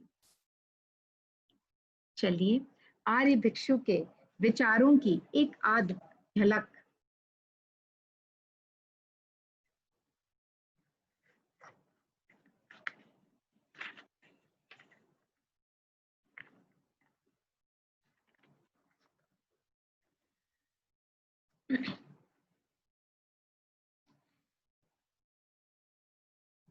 गहनतम गहराई से कैसे गढ़ा ये शासन भिक्षुवर, तुमने दृढ़ताई से। आचार्य महाप्रज्ञ की एक रचना की 2 पंक्तियां।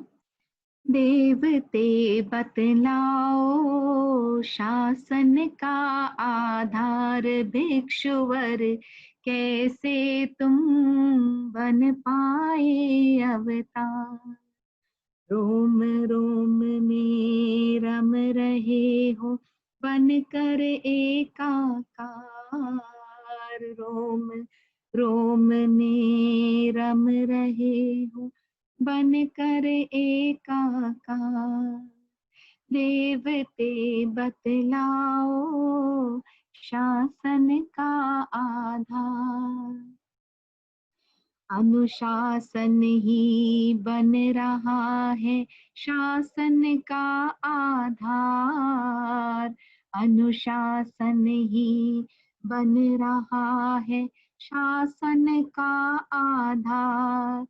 मर्यादा को सिर चढ़ाकर बन जाता अवतार। देवते बतलाओ शासन का आधार।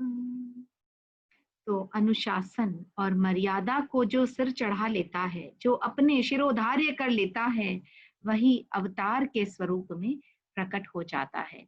तो अनुशासन और मर्यादा के बहुत बड़े समर्थक थे, बहुत बड़े फॉलोअर थे।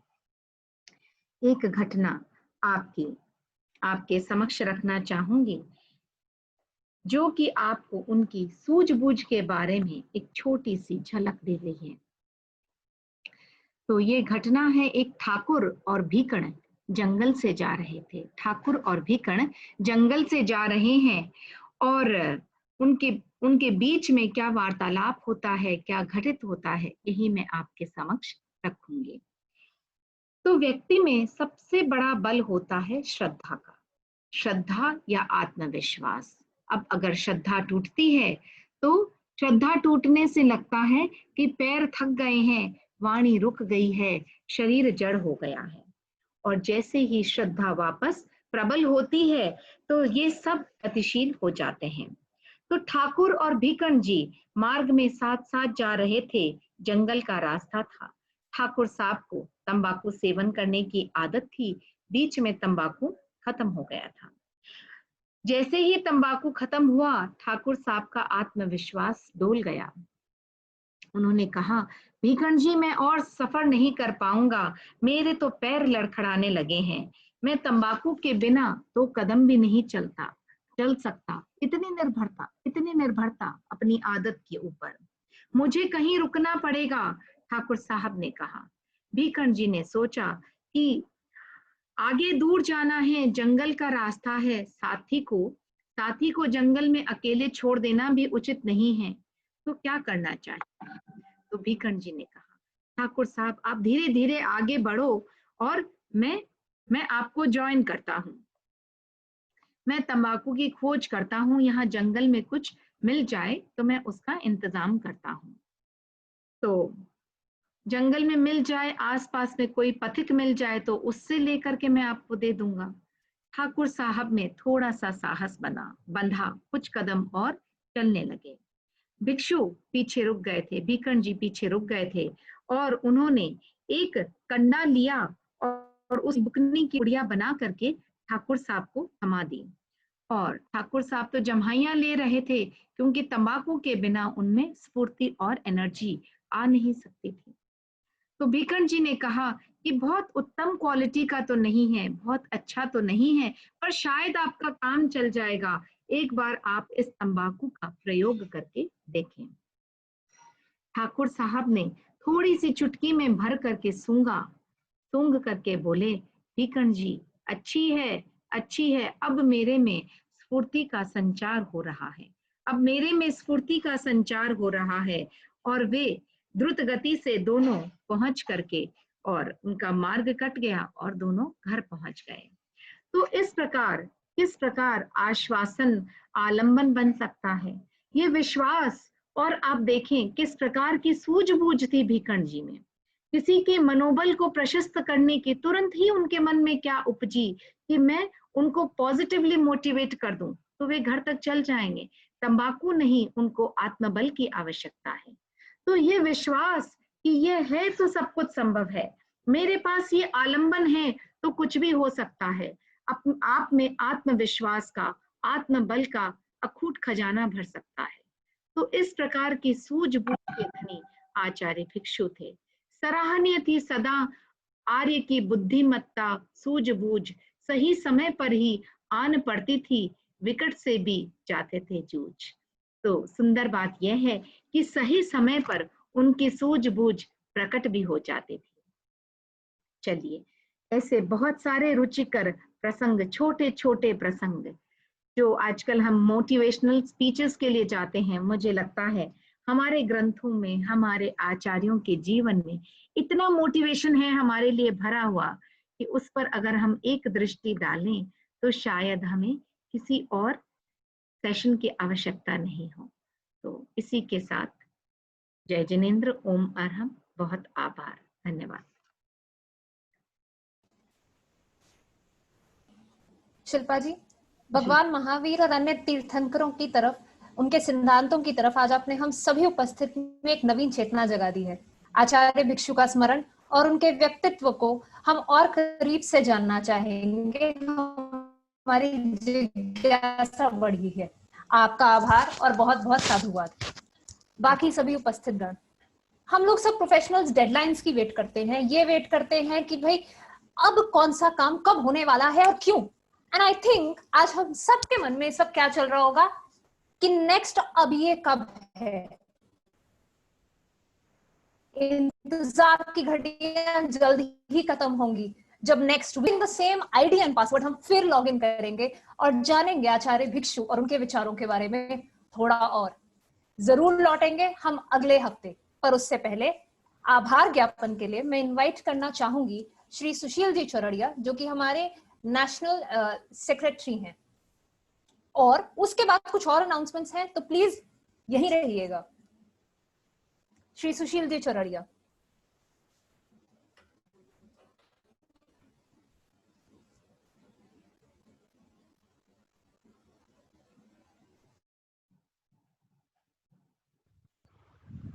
सुशील भी अनम्यूट करना पड़ेगा आपको। हाँ सुशील जी प्लीज अपने आप को अनम्यूट कर लीजिए। हाँ, अनम्यूट कर। आराध्य के श्री चरणों में वंदन। जब तक सुशील जी अपने आप को अनम्यूट करते हैं, नेक्स्ट सैटरडे 5 to 6 नहीं, रीमा सुशील भी अनम्यूट हो चुके हैं, बोल रहे थे वो जी। सुशील भैया। पंच परमेष्ठी को नमन। नमन श्रवण परंपरा के वर्तमान संवाहक आचार्य महाश्रवण जी को। नमन टीपीएफ के आध्यात्मिक पर्यवेक्षक मुनि श्री रजनीश कुमार जी को। नमन आज के कार्यक्रम में अपनी उपस्थिति दर्ज कराकर हमें प्रारंभिक पाठ्य प्रदान करने वाली समणी प्रतिभा प्रज्ञा जी को। आज के कार्यक्रम में उपस्थित टीपीएफ के राष्ट्रीय अध्यक्ष साहब गौतम जी चौरड़िया, देश विदेश से प्रशिक्षण और ज्ञान के उत्सुक, ज्ञान प्राप्ति के उत्सुक भाइयों बहनों, बड़ी प्रसन्नता की बात है कि एक छोटे से मंथन के बाद जैसे ही भाई श्रील और जया जी ने अपना प्रस्ताव रखा और टीपीएफ को इस दिशा में आगे बढ़ना ही था, अल्पकाल में यह कार्यक्रम आयोजित हो गया। आचार्य भिक्षु के बारे में हम सबने पढ़ा है, सुना है, और आचार्य भिक्षु हमारी रगों में इस तरह से बसे हुए हैं, जब कभी भी किसी तरह का संकट आता है तो भिक्षु श्याम भिक्षु श्याम भिक्षु श्याम अपने आप उच्चरित होने लग जाता है। ऐसे आचार्य भिक्षु जिन्होंने भगवान महावीर के दर्शन को भली भांति पढ़ा और उस समय जो इधर उधर ये बिखर गया था सिद्धांतों को आपने पुनः प्रस्तुत किया और उनके सिद्धांतों को आचार्य तुलसी के निर्देश पर तेरापंथ द्विशताब्दी समारोह के पश्चात मुनिनथमल जी ने वर्तमान की भाषा में भिक्षु विचार दर्शन के माध्यम से हम सबके समक्ष रखा। भिक्षु विचार दर्शन ऐसी पुस्तक जिसे जितनी बार पढ़ा जाता है उतनी बार यह नई लगती है। इसकी नवीनता और गूढ़ता, इसको हम एक बार पढ़ने से नहीं समझ सकते। आज हमें शिल्पा जी ने जो कुशल प्रशिक्षण का एक प्रारंभिक डोज दिया है, मैं समझता हूँ जितने संभागी है वो समझ भी गए होंगे और उनकी ज्ञान पिपासा और अधिक जगी भी होगी। तो मैं सबसे निवेदन भी यही करूँगा कि आप इस प्रशिक्षण कार्यशाला में निरंतरता रखें और उसके बीच में जो ये सप्ताह भर का या जो अवकाश मिलता है उसमें जो हमारा मुख्य उद्देश्य है कि हम स्वाध्याय की प्रवृत्ति को भी बढ़ाने का प्रयास करें, तो हमें शिल्पा जी को समझने का या उनके द्वारा प्रतिपादित बातों को समझने में और अधिक आसानी होगी। आज के कार्यक्रम के लिए मैं टीपीएफ दिल्ली की पूरी टीम, अध्यक्ष श्री श्रील नुक्कड़, आज के कार्यक्रम का संयोजन कर रही रीमा जी जैन और जया जी, जिनके मन में कई दिनों से इस कार्यशाला, ऐसी कार्यशाला प्रारंभ हो यह उत्सुकता थी और आपने ये कर दिखाया भी है, उनको, दिल्ली की इस पूरी टीम को मैं बहुत बहुत साधुवाद देता हूँ। आज के जितने संभागी उपस्थित हुए हैं वे सब बधाई के पात्र है कि ऐसी कार्यशाला में आप सब उपस्थित हुए हैं। और मुझे जज साहब गौतम जी सोरडिया को देखकर इतना उत्साहवर्धन हमारा ही नहीं सब संभागियों का हो रहा है। एक ऐसी व्यस्त जीवन शैली वाले व्यक्तित्व भी आचार्य भिक्षु के दर्शन को समझने के लिए कितने उत्सुक हैं और उन्होंने पूरे कार्यक्रम में अपनी उपस्थिति दर्ज कराई है। मैं जज साहब के प्रति भी आभार व्यक्त करना चाहता हूं। आभार टीपीएफ की केंद्रीय टीम का, जिन्होंने निर्मल जी संचेती के नेतृत्व में यह स्पिरिचुअल कार्यक्रम आयोजित करने का यह बीड़ा उठाया है। एक बार पुनः श्रद्धेय आचार्य प्रवर, श्रद्धेय आचार्य श्री महाप्रज्ञ जी, भिक्षु विचार दर्शन के रचयिता और तेरापंथ प्रोफेशनल फोरम के जन्मदाता को प्रणाम करते हुए सब जो भी सही बने हैं इस कार्यक्रम में सभी के प्रति हार्दिक आभार व्यक्त करते हुए ओम अर्हम्। अब इससे पहले कि सब हमसे आज के लिए विदा लें, ध्यान रखिएगा, डायरी में आज से ब्लॉक कर लीजिए। नेक्स्ट संडे 5 to 6 PM हम वापस आएंगे भिक्षु विचार दर्शन की जो हमारी जिज्ञासा आज शिल्पा जी ने बढ़ाई है उसको थोड़ा उस तरफ खुद को थोड़ा और बढ़ाने के लिए। इसके साथ एक छोटी अनाउंसमेंट और है, संडे हम मिलेंगे भिक्षु विचार दर्शन पुस्तक के लिए, पर उससे पहले सैटरडे हम लोग मेंबर्स फिर मिल रहे हैं। उद्यम रजिस्ट्रेशन एक नया आया है जो कि MSME से रिलेटेड है। सैटरडे को टीपीएफ दिल्ली एक प्रोग्राम ऑर्गेनाइज करने वाली है जिसमें ना सिर्फ एक प्रेजेंटेशन होगा बट हमारे पास एमिनेंट पैनलिस्ट्स होंगे जो आपकी क्वेरीज, जो कि चाहे आप प्रोफेशनल्स हो चाहे आप बिजनेस कम्युनिटी हो, आपके क्वेरीज को सॉल्व करने के लिए, आपके जिज्ञासाओं का समाधान करने के लिए हम MSME उद्यम रजिस्ट्रेशन पर सैटरडे को प्रोग्राम लेके आ रहे हैं, जिसकी बाकी डिटेल्स आपको जल्द ही व्हाट्सएप पर आ जाएंगी और बाकी माध्यमों से भी मिल जाएंगी। जुड़ने के लिए आप हमसे व्हाट्सएप पे भी जुड़ सकते हैं, आप हमारे फेसबुक पेज को भी लाइक कर सकते हैं एंड यूट्यूब चैनल को भी लाइक कर सकते हैं। जुड़ते रहिए टीपीएफ के साथ। और हाँ, हम प्रोफेशनल्स साथ मिलके आगे बहुत कर सकते हैं। हमारा संघ हमारा दायित्व है और हम प्रोफेशनल्स जब तक साथ नहीं होंगे, एक साथ हाथ नहीं होगा, आगे बढ़ना डिफिकल्ट है। तो please let's all join together our hands and commit ourselves to our दायित्व। विद दैट टीपीएफ बहुत साधुवाद साथ जुड़ने के लिए। अगले सैटरडे पहले आपकी आने की अपेक्षा में हम लोग यहीं पर उपस्थित रहेंगे। रीमा, 1 मिनट का टाइम लेना चाहूंगा मैं। हमारे साथ में BR राखेचा जी जुड़े हुए हैं जो हमारे फेलो मेंबर हैं। राखेचा अंकल का एक बार अगर आप अपने को अनम्यूट कर पाए। ओके, वो शायद साइन आउट कर गए, so is not there with us अभी, but thank you everyone for joining in. See you next week. और बाकी प्रोग्राम्स में भी जुड़ते रहिए, टीपीएफ को ज्वाइन करिए। ज्वाइन कर रहे हैं यार, राकेश जी ज्वाइन कर रहे हैं क्या? हाँ, ओके। निर्मल भी अपने फेलो मेंबर हैं सेल्स और हाँ। अपने जो बाहर से जुड़े हुए हैं उन तीनों के बारे में भी बता दो आप, दुबई सिंगापुर वालों के बारे में। भाई साहब आपको आवाज लगा रहे हैं, जल्दी आइए आप। बिहार राकेश जी नाम अनाउंस किया, आप शायद बाहर आ गए, एक बार जुड़िए वापस। हाँ, निर्मल भैया नहीं ओमरम के बाद आपने, उसके बाद आइए आप। नहीं, कोई बात नहीं, जय आंटी अपने नहीं होगा, उन्होंने कहा ओमरम हो गया इसलिए। अच्छा। निर्मल भैया, मैं बताना चाहूंगा, BR राखेचा अंकल अपने फेलो मेंबर हैं टीपीएफ दिल्ली की तरफ से, और काफी एक्टिव रहते हैं और काफी इंटरेस्ट रहता है उनका टीपीएफ की एक्टिविटीज में। सो मैंने कहा एक बार इंट्रोडक्शन हो जाए पूरे ग्रुप का उनसे, तो इट विल बी नाइस। और कोई कुछ कहना अगर चाहे तो आप हैंड रेज कर सकते हैं, तो we'll unmute you for a couple of minutes. We can continue the program.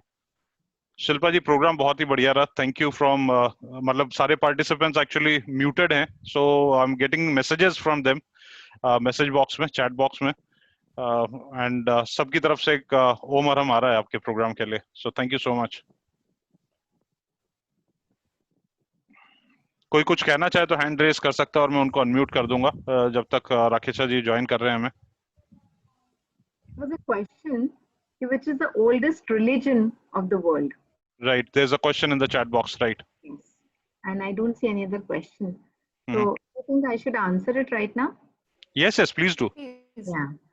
So, see, the oldest religion of the world, if you go by Google, it will tell you the Vedic Dharma. But if you go by it, कि हमारे जो 24वें तीर्थंकर हैं, वे हुए 2500 साल पहले, ठीक है। वैदिक परंपरा का जो धर्म है, जो स्टैब्लिश हुआ, उसका आप अगर देखें तो कहते हैं 5000 साल पुराना है। लेकिन और ये धारणा क्यों बनी कि जैन धर्म और बौद्ध धर्म रिलेटिवली नए धर्म हैं और दोनों साथ साथ में आए हुए धर्म हैं। तो बौद्ध धर्म के प्रवर्तक तो बुद्ध थे, उनके साथ में उस धर्म की शुरुआत हुई। लेकिन जैन धर्म के 24वें प्रवर्तक थे महावीर, 24वें। उनके पहले 23 प्रवर्तक हो चुके थे। हर बार हमारे एक तीर्थंकर जब होते हैं, वे फिर से धर्म की पुनः स्थापना करते हैं। तो हमारे पहले तीर्थंकर जिस काल में हुए थे, उस काल की गणना करना ही साइंस के लिए पॉसिबल नहीं है। उस काल में, और इसको श्रमण धर्म, निर्ग्रंथ धर्म या अरहत धर्म के नाम से जाना जाता था। महावीर के बाद में जिनभद्र गणी जो सूरी थे, उन्होंने जैन शब्द का बहुत प्रयोग किया, तो जैन शब्द उस समय ज्यादा पॉपुलर हुआ। लेकिन धर्म हमारा वही है, राह हमारी वही है, और आज भी वे सारे नाम प्रचलित हैं। तो मैं कहूंगी ऋषभ के साथ जैन धर्म की शुरुआत हुई, और अब तो ये सबके देखने और समझने की बात है कि कौन सा धर्म आया। जिस काल की गणना ही साइंस नहीं जानता, उस काल में हमारा धर्म आया। तो कौन सा धर्म पुराना है, मैं अपने शब्दों से क्यों कुछ कहूं। लेकिन उस समय भी, अब इसके साथ ये प्रश्न उठता है कि जब हम व्याख्या करते हैं, स्तुति करते हैं, इंद्र की, देवों की बात आती है, तो देव गति में देव सदा थे, सदा रहेंगे। उसकी सत्ता जैन धर्म ने सदा मानी है, लेकिन देवों को ईश्वर स्वरूप नहीं माना। हमारे लिए ईश्वर वो हैं जो 4 घनघाती कर्मों का क्षय कर लेते हैं, या फिर 8 घनघाती कर्मों का क्षय करके सिद्धत्व को प्राप्त कर लेते हैं। हमारे लिए वही ईश्वर हैं, सशरीरी या बिना शरीरी ईश्वर हैं। तो हम देवों को ईश्वर नहीं मानते हैं, और वो देव भी हमारे तीर्थंकरों की सेवा में ही रहा करते थे। तो हो सकता है कि उनके द्वारा अलग से कोई धर्म जैसी चीज प्रतिपादित न की गई हो, और ये अवधारणा जो है वैदिक धर्म की बाद में आई हो, बहुत बाद में। धन्यवाद। चलिए, थैंक यू शिल्पा जी। मेरे ख्याल से राकेश जी को टाइम लगेगा ज्वाइन करने में। नेक्स्ट एपिसोड जब अपना होगा नेक्स्ट संडे, उसमें उनसे मिलेंगे। So thank you everyone for joining in. See you all in the interim. श्रील, या अगर जाते जाते हमारे इतने मेंबर्स हमारे साथ हैं, तो क्या नहीं बनती ये बात कि हम बाकी मेंबर्स को करें मोटिवेट, और इसके लिए जितने आज प्रेजेंट हैं, एक ग्रुप फोटो हम सबकी इकट्ठे हो जाए, and we'll compile it all and we'll share it. Let more people get motivated, ताकि वो भिक्षु विचार दर्शन के बारे में जाने। Yeah, sure, Rima. Can I Please. request everybody to turn on their videos right now, and we can see their faces? Please अपने videos turn on कर लीजिए।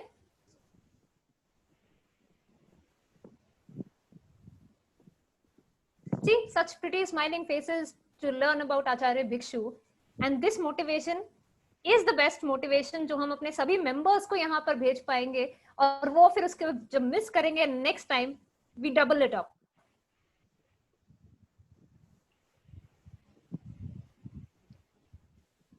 और जितने लोग आज अपनी वीडियोस ऑन करके नहीं बैठे हैं, next time again let's see how our capacity just doubles, triples, or maybe comes like 10 times as well, because हम जानते हैं कि आचार्य भिक्षु के सिद्धांतों का, उनके विचारों की पावर क्या है, एंड अब वो पावर इंक्रीज करेगी बाकी सबकी मोटिवेशन। नेक्स्ट सैटरडे उद्यम रजिस्ट्रेशन के लिए, जिसकी डिटेल्स हम व्हाट्सएप पे भेजेंगे, फेसबुक पेज पर पोस्ट कर देंगे, और संडे को we will again get back Bhikshu विचार दर्शन के लिए।